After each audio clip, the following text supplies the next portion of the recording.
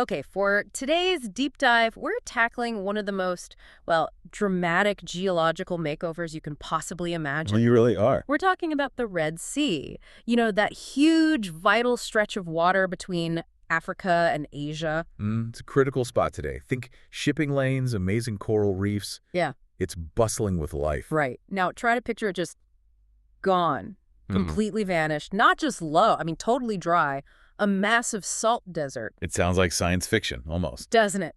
But that's exactly what the science says happened around 6.2 million years ago. This wasn't a minor blip. It was an extreme environmental event. Absolutely. And it's a really fascinating piece of Earth's history.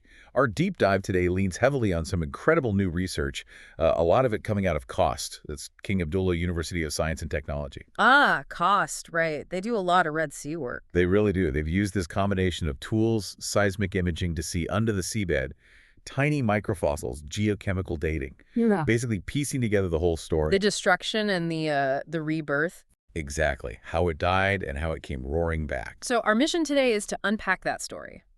How does a thriving sea become a wasteland? And then how does it get reflooded so violently? But I guess to understand the collapse, we need to start at the very beginning, right? Makes sense. You have to set the stage. The Red Sea owes its whole existence to plate tectonics. Simple as that, really. Yeah, okay.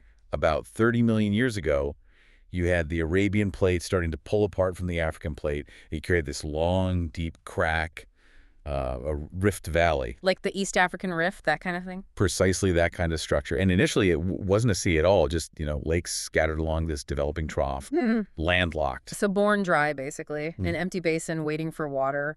When did the sea part actually happen? The first big marine connection was much later, around 23 million years ago.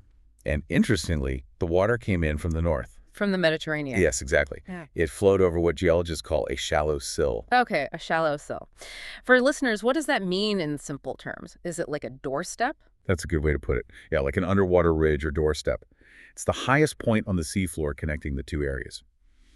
Because this particular sill was quite shallow, water could get in, but maybe not circulate perfectly. Ah, okay. But initially, it was enough. Marine life moved in, thrived.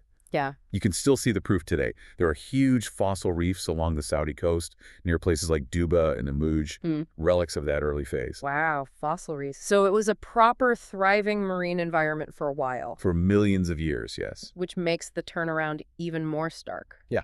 So let's get into that crisis phase. How did it go so wrong? Well, that shallow sill in the north, Yeah. it was the weak link. It's Achilles' heel, you could say. Because it limited water flow. Exactly. It let water in, sure, but it really restricted the exchange with the main Mediterranean Ocean water. Combine that poor circulation with the fact that the Red Sea region is incredibly hot and dry, Yeah. high evaporation rates. Right, so water's evaporating constantly, leaving the salt behind. Precisely.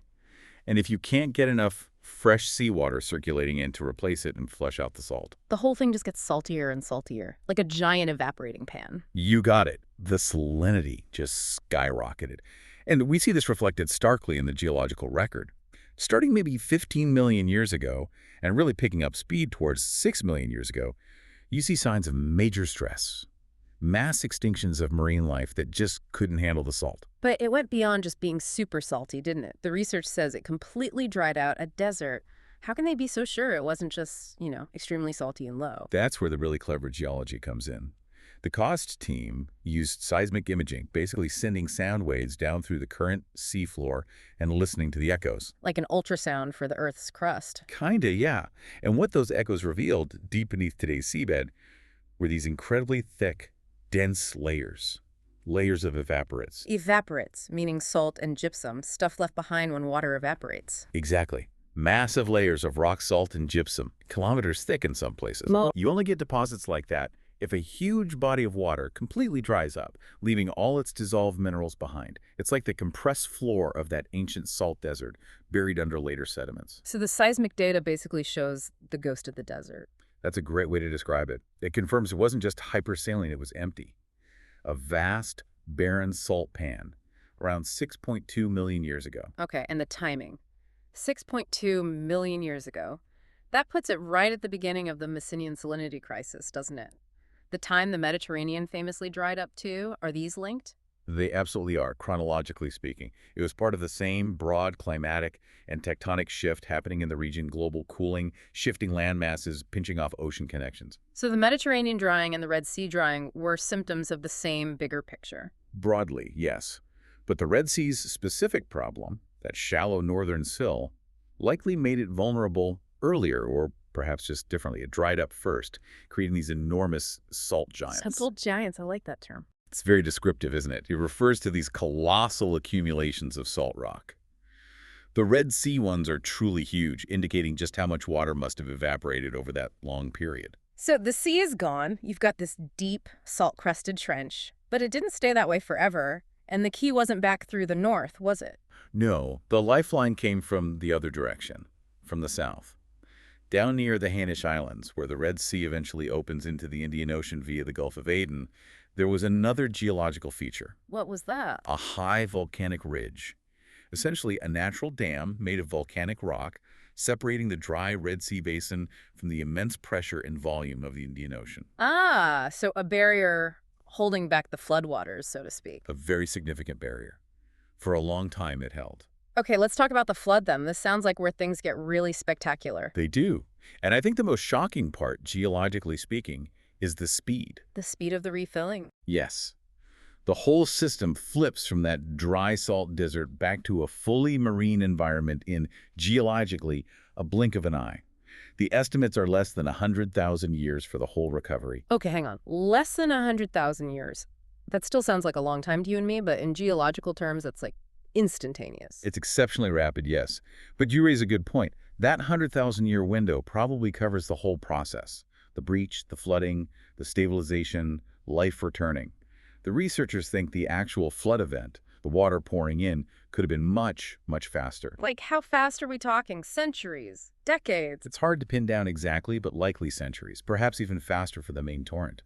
Think about the pressure difference, a full Indian Ocean, pushing against the barrier, holding back an empty, deep basin miles below sea level. When that barrier finally gave way. It must have been unimaginable, a catastrophic failure. Exactly. The water didn't just trickle over, it surged.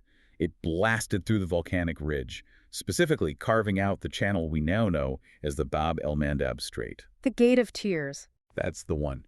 This wasn't a gentle rise in sea level. It was a geological dam break on a scale that's hard to comprehend. The force was just immense. And incredibly, there's physical evidence of that power left behind, right, even today. That's one of the coolest findings.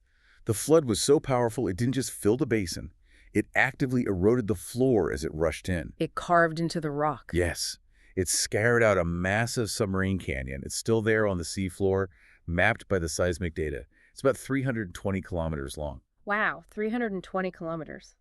Just to put that in perspective for listeners, that's roughly the distance from, say, London to Brussels, a canyon carved by a single flood event. A truly staggering feature. It shows the violence of the inflow.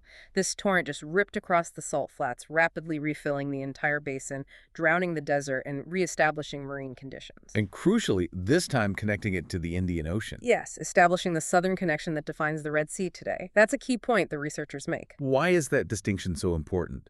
Because this Red Sea reflooding event often gets muddled with the more famous Zanclean flood, which is when the Mediterranean refilled after its own drying period. Ah, right, the Gibraltar waterfall idea. Exactly. But the KAUST research clearly shows the Red Sea reflooding happened first, nearly a million years before the Zanclean flood. So the Red Sea has its own distinct earlier story of catastrophic rebirth. Precisely. It wasn't just a side effect of the Mediterranean refilling, it was its own massive event, linking it permanently to the Indian Ocean system. It cements its unique geological history. What an incredible cycle. Birth from rifting, flourishing, death by evaporation, and then this violent resurrection by flood. Okay, let's shift to phase 3. Why does knowing all this ancient drama matter today? Well, for Earth scientists, it makes the Red Sea an incredibly valuable natural laboratory. Oh. Because you have this relatively contained basin that has recorded all these major processes, tectonic rifting, extreme climate shifts, massive salt deposition, catastrophic flooding. And it's preserved that record really well, kind of shielded from some of the complexities of the wider global ocean currents. So studying its past helps us understand fundamental Earth processes. Definitely. The researchers highlight 3 big areas. First, it gives us insights into how oceans actually begin and expand. Remember, the Red Sea Rift is still active. Africa and Arabia are still pulling apart. It's an ocean in the making. Okay, ocean birth. What else? Second, understanding how those salt giants formed. Those massive salt layers are really important, not just geologically, but they can be relevant for things like natural resource exploration. Knowing how they form helps predict where else they might be found. Right, practical applications too. And the third area? It's about the interplay between climate and tectonics. This story really shows how a seemingly small geological feature, like that northern sill, combined with regional climate factors like evaporation, can completely dictate the fate of a huge water body. So it's not just global climate change driving everything. Local geology can be the deciding factor. Absolutely. Tectonics can set the stage, creating vulnerabilities or protections that climate then acts upon. It's a complex dance. That interaction is fascinating, and it also paints a picture of, well, resilience, doesn't it? It really does. That's another key takeaway. The Red Sea experienced about the most extreme environmental collapse imaginable, total desiccation, and yet it bounced back. And came back as a thriving marine ecosystem again. Yes, the very ecosystem that today supports those remarkably resilient coral reefs we mentioned earlier. They're known for tolerating heat and conditions that stress out corals elsewhere. Maybe that resilience has deep historical roots in surviving these ancient extremes. A kind of inherited toughness. Perhaps it suggests a certain robustness in the system, despite its vulnerabilities.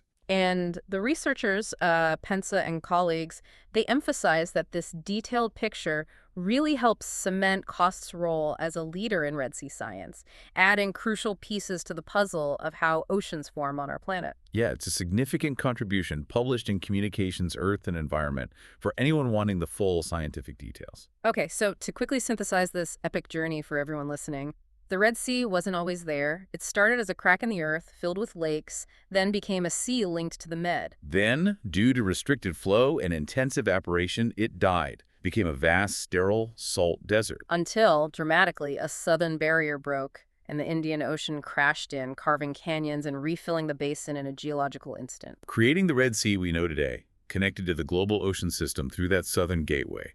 It's a story of extreme transformation. It really highlights that dual nature, how fragile these large seas can be if their connections are choked off, but also how resilient they can be to truly catastrophic change, and how critical specific geological features like sills or ridges are in controlling their destiny. Absolutely. Those local details have planet-scale consequences. Which brings us to our final thought for you, the listener, to ponder. We've seen how the Red Sea's fate was tied to its specific geography and global ocean changes. So what can studying these ancient massive floods, these catastrophic events, teach us about the potential stability or instability of other geographically constrained seas around the world today? Yeah. Are there modern seas living on borrowed time because of their own shallow sills or vulnerable connections? Or conversely, which ones might be unexpectedly protected by their own geological gatekeepers? Something to think about.